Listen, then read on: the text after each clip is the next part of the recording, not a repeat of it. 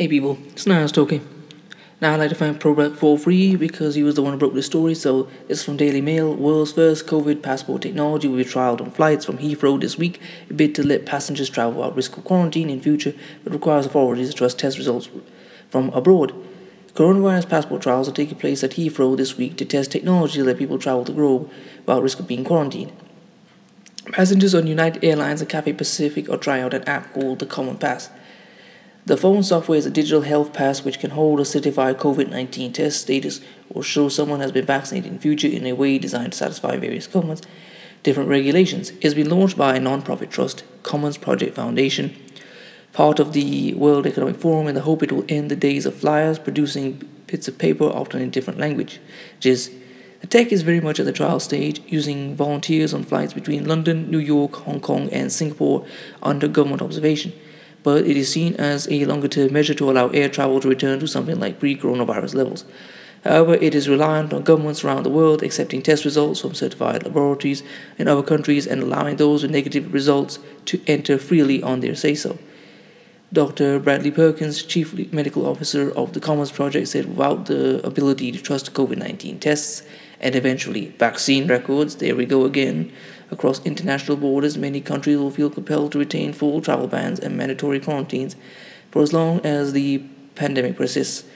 With trusted individual health data, countries can implement more nuanced health screening requirements for entry. It comes as hopes for a UK airport testing breakthrough this week looks set to be dashed after ministers decided to launch another review of the issue.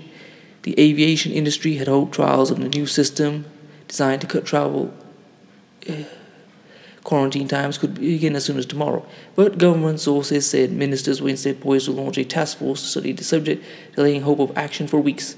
Transport Secretary Grant Shapps said today, "I will be making the announcement later today to Parliament, but it involves a task force. So looking at the systems which would enable us to have testing. The pass works by passengers taking a test at a certified lab before uploading it to their phone. It generates a QR code that can be scanned by airline staff and border officials. David Evans, joint CEO of Traveller Pass company Collinson, said the app could be a game changer. He added, "As we come to grips with living with COVID-19, testing is the safest scientific method to reopen countries and borders. However, as each country looks to find the right solution to protect their citizens, we know that the ability to demonstrate the validity of testing done upon arrival or before departure is key to reopening borders." The Collinson and Swissport dedicated COVID-19 testing facility at Heathrow will support the Common Pass trial by testing United Airlines and Cathay Pacific Airway volunteers. Heathrow Process Improvement Director Mark Burgess said, "For some time now, Heathrow has been calling for the creation of a common international standard, and cross-border pilots such as these could help governments across the world and the industry to unlock the benefits of testing in aviation. We're looking forward to reviewing the findings of these trials and using the learning to support the recovery of an industry that provides so many jobs and economic opportunities globally."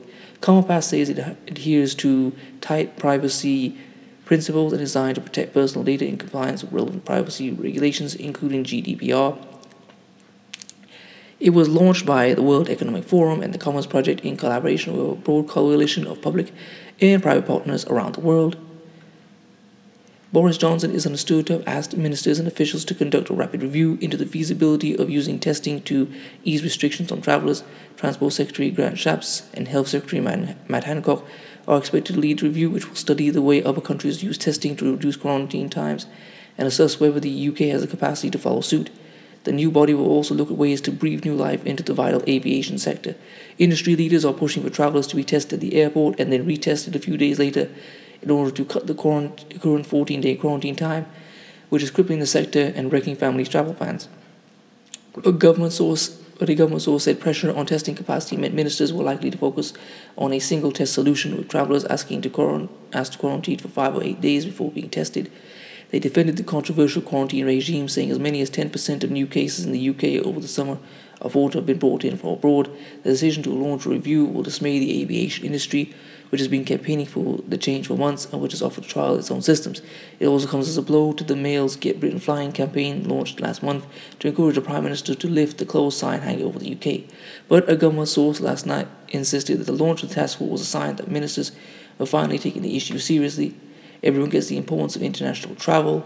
to the economy and business and to people's lives. That is why it's being looked at, the source said. But we also have to recognize the constraints on testing capacity and come up with the most effective solution. That will take a little time. The Department for Transport spokesman insisted there was no delay over plans for airport testing, adding, as we've been clear, work is ongoing with clinicians and health experts on the practicalities of using testing to reduce the self-isolation period for international arrivals.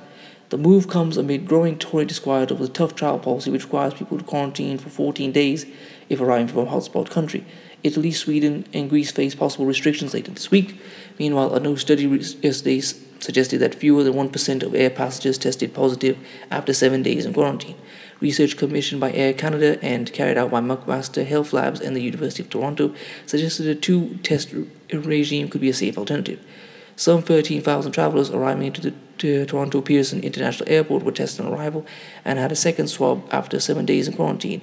Fewer than 130 tested positive, with 80% of cases picked up on arrival, suggesting a single test could detect most cases. The result, a mere handful were picked up 7 days later. Well, I hope you've enjoyed that. Please comment, rate, share, and subscribe. I'm going to leave the article in the description. And one of the things I want to say is that, Neely Fuller once said that the system of white supremacy is worldwide. And to me, COVID proves this, because despite the fact that it only affected China and the European nations predominantly, all the black nations and every other nation around the world followed them in lock stock, even though everything that the governments have told us is that this disease only kills a very small percentage of people, and most of those people are elderly to begin with. Anyway, please comment, rate, share, and subscribe. Peace.